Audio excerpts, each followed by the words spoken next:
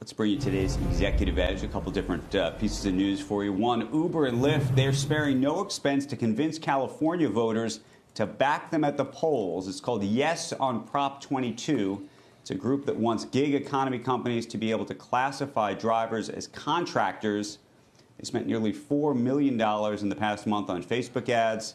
It's more than any other political campaign, including for president, if you can believe that. The proposition would exempt the ride-sharing companies from a state law forcing them to reclassify gig workers as employees, guaranteeing them benefits such as overtime. It's a debate we've had so many times on this program about whether drivers should be considered contractors or should be considered employees and get the benefits that come with that.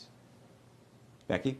Andrew, this seems like it's actually the final countdown, though. You know, there have been so many times when they thought they were going to have to do this. They've kind of dodged it, gotten other ways around it. But this is it. Either it passes or they're going to have to go ahead and move forward and pay these people benefits, give them paid time off.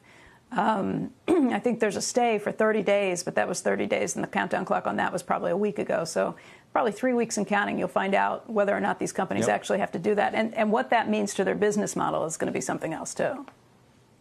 I think the business model is going to change, is what's going to happen, probably. I mean, I think for the most part, the cost of the drive in the state of California is going to change so materially that it would probably diminish the use of these things. And I think that's the other component of it when you start to think through all the permutations of what happens.